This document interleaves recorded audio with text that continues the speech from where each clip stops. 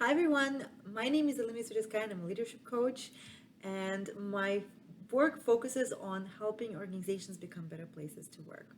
Now, this time last year, I did a presentation about how we can leverage personal brand for more happiness and fulfillment, and it resonated with so many. And so here we are again doing part two. When I was working on this particular presentation, I really wanted to make sure that we build on what we covered last time. And if you find today valuable, I really encourage you to go back and watch the recording for part one, do the exercises there, and then do the exercises that I will share with you today. Now, what is a personal brand and why did we start talking about it? Well, personal brand is just a fancy expression for what other people think and feel when they hear our name. It's the strength, the skills, and values and principles that we show to people around us through the choices we make, through behavior, and through our behavior and our words. Authentic personal brand is when your day-to-day life is aligned with your values, when you get to use your talents and skills, and when you get to do what you're passionate about it. And if you use it wisely, it becomes a very powerful compass that helps you navigate your life. And when you're at crossroads trying to choose the best job, the best relationship, how to spend your free time, and who to spend it with, having that compass just makes it so much easier to make the best choices for you that will lead to life experiences that are energizing, that are rewarding and fulfilling personal growth and relationships that are deep and meaningful. So this is not just for businesses, for consultants or professionals. This is literally for anyone who wants to enjoy their life. Now in part two, we talked about different tools and exercises to get more clarity around personal brands and your values, your strengths, your passions. But it's not enough just to know what your personal brand is. We need to actually live it. So today we will continue the conversation by talking about what stands in our way and how we can take small steps and create a real change in our lives. As of today, there's a little bit more than 60 days left before New Year, and this is often the time that forces us to get off the autopilot and reflect on how the past year went. Unfortunately, many people will realize yet again that whatever they plan to accomplish at the start of this year remains unaccomplished. And then the cycle repeats every year. Too many people are setting the same goals year after year, hoping that finally this year will be the one that will create the change, only to recognize that it's just not happening. And through my work with my clients, there are three most common roadblocks for creating change that keep coming up.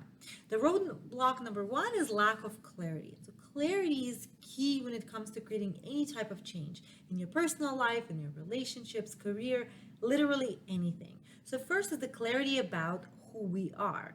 When we don't know who we are, what our values, our passions, our strengths are, we often end up chasing the wrong dreams and setting the wrong goals.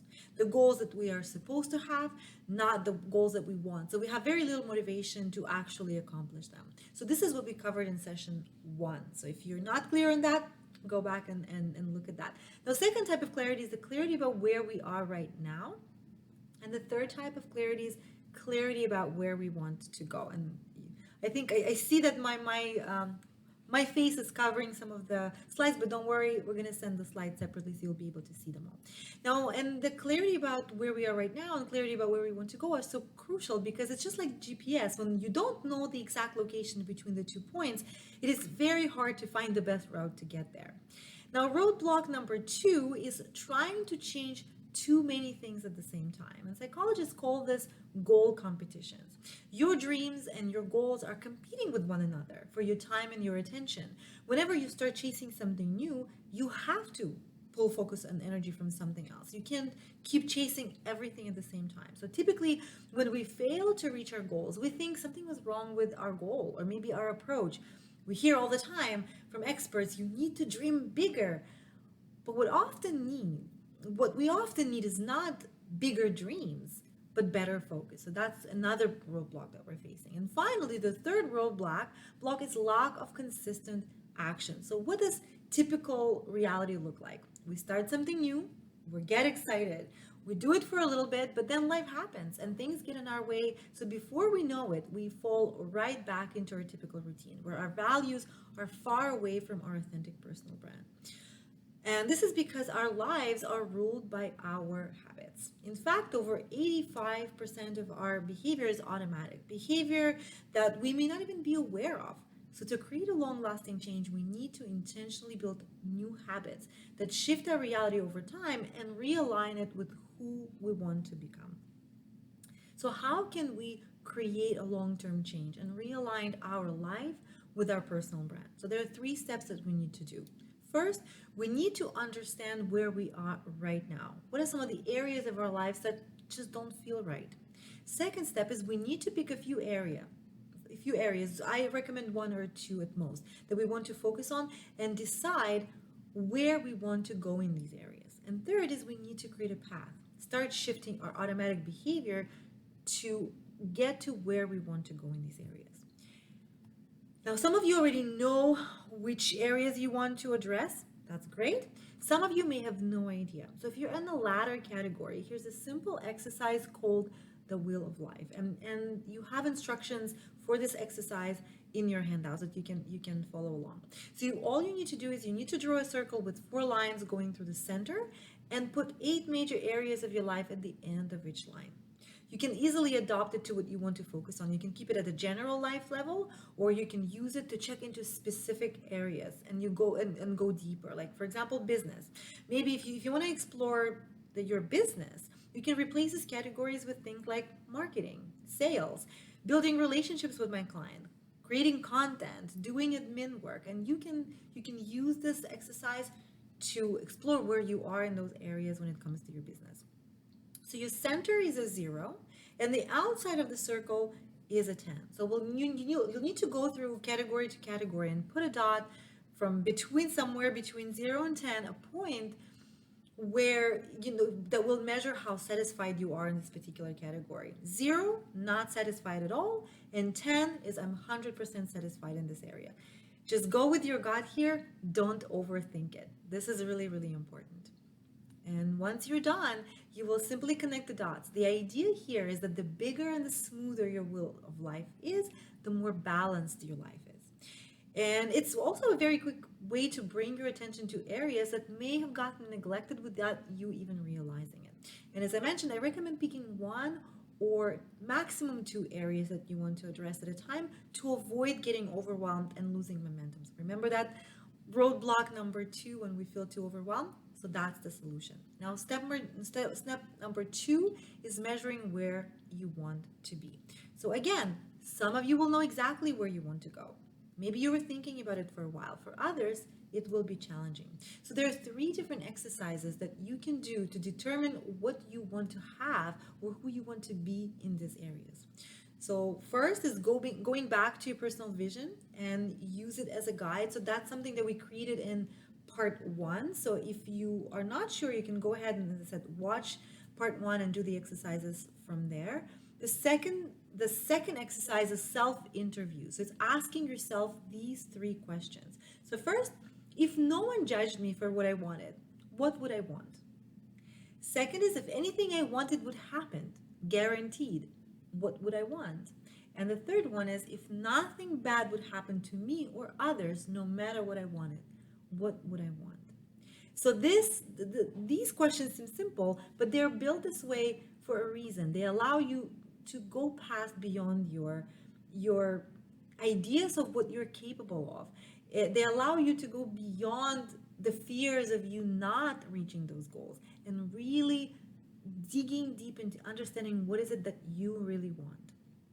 And finally, the third exercise, it's my ideal day exercise. This is a fun exercise that can help you get clear on what you want and get you excited about the change as well. So win-win. And again, the instructions for this exercise that guides you through imagining what the ideal day for you will look like is in your handout. So pick the exercise that speaks to you the most, or do all 3 of them if you like it. The more, the better. Now, the third step is, how do we close the gap?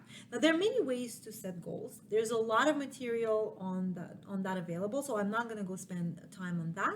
But today I wanted to mention to you 3 quick approaches that can help you achieve results much faster, regardless of what goal system you use. And I call them accelerators. The first one is to leverage your strengths as much as possible. It sounds logical, but it doesn't come naturally to most people. We tend to focus on our weaknesses. Our brain's main purpose is to protect us, so we're wired to focus on the bad stuff. For example, when a child comes from school with 5 A's and 1D, where does our attention go to? Immediately goes to the D, ignoring the 5 A's that the child brought home. So naturally, because it bothers us, we tend to give more attention to that one thing in attempt to improve it. But the reality is, growing in the area of our weakness is hard. We have much less motivation to do it, and at best, we get to an average level in it. While growing in the area of our strength is fulfilling and it's fun, and that's where we're most likely to grow and to a much higher level. Not only that, constantly trying to fix ourselves destroys that sense of confidence. Now, how can you leverage strength? Well, step one is we need to understand what they are. And in general, our strength can include a combination of our talents, our skills, and our know how. And here are a few signs of strength. First, it can be anything that you do well, and others tell you that you do well, that you do it well. Second is anything you actually enjoy doing. And third is anything that makes you feel energized, excited, or fulfilled when you do it. And if you're not sure, in part one, again, we talked about a few different ways that will help you discover your strengths. Next step, use your strength to get results faster and make the process more enjoyable. So for example, if I am someone who is really good at working with others and I'm very driven and committed to achieving something as a team, if I want to improve my fitness, the chances of me achieving my goals are much higher if I decide to do team sports or join a running group than if I do it alone. But if I'm not aware of my strength, I may choose to just do some home workouts because they fit better with my working from home schedule. But I'm much more likely to stop doing them because I feel bored or because I don't feel energized by it. Now, the second accelerator is consistency. There's a big emphasis on setting goals, and goals are great, and I love them, and I use them all the time. They're a great tool to identify where we are and where we want to get. But what's often missed is the system to get us from point A to point B that is easy, that's manageable, and that makes us take consistent action. So, for example, if you're a runner, your goal may be to run a marathon, but the system to get there will be your training schedule for the month. If you are someone who wants to become a writer, well, your goal may be to write a book, but the system to get there is the writing schedule that you follow each week. For managers, since I'm in the leadership space, for managers, one of the goals may be to become an effective leader who coaches their staff. Well, in that case, the system can be the scheduled monthly coaching conversations with the staff. And the most effective system for getting from point A to point B is creating habits, because our outcomes in any area of our lives, to a large degree, are a lagging measure of our habits. Our net worth is delayed results of our financial habits. Our health is delayed result of our eating habits, smoking habits, exercise habits. The quality of our relationships is lagging measure of our relationship habits.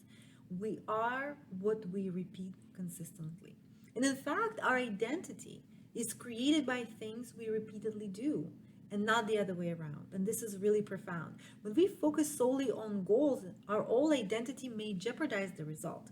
If I believe that I'm a procrastinator, I may achieve my goal and submit a specific project on time, but the moment I'm done, I am much more likely to go back to my old habits because my brain needs consistency between my identity and my behavior.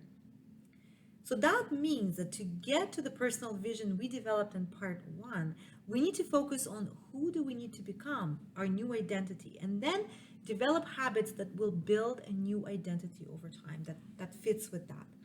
Since I'm a leadership coach, I will use a leadership example to illustrate. So let's say when I created my personal brand, I said that I want to become an empowering leader. Someone who takes the team to the next level in terms of their growth, their confidence, their performance. This is the identity I want to have. So here are some of the habits that can support the identity of a leader like that. Well, first is I will ask powerful questions rather than give answers when my team members comes to me for guidance. So that is simple to do. This is a simple, small behavior that I can easily do and track.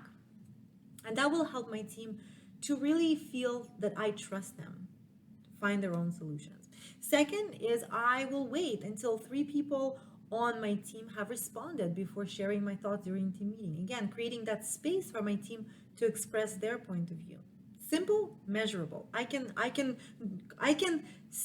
check at the end of every meeting is as if I've done this or not.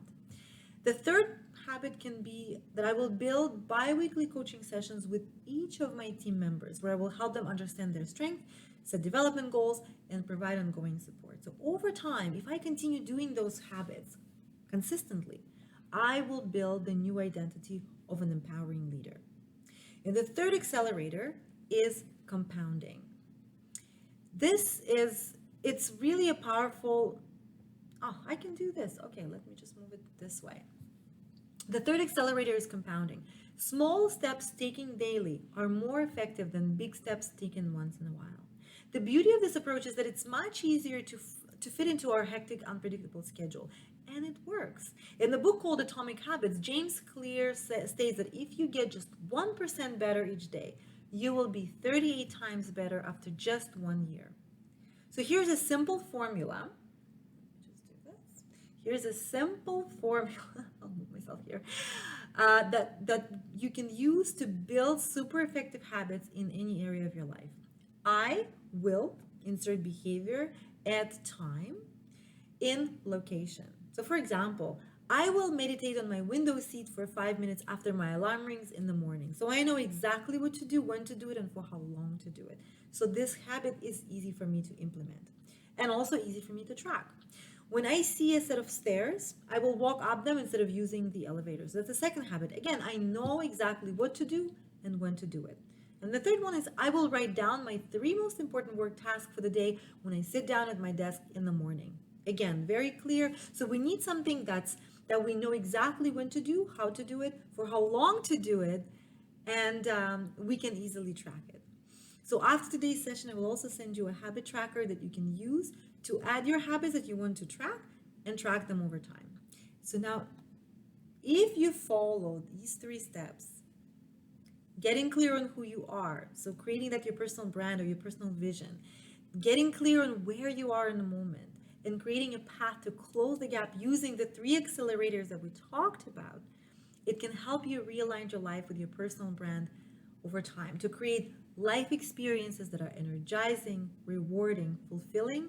They create opportunities for your personal growth and professional growth, and create relationships that are deep and meaningful. And over time, this is going to realign your life with your values and create a more fulfilling, purposeful life. So I hope you found this valuable. And as I mentioned, if you haven't watched part 1, or if you're interested or even redoing it, go watch part 1, do the exercises, then watch this and create small habits that will close the gap over time. Thank you for watching.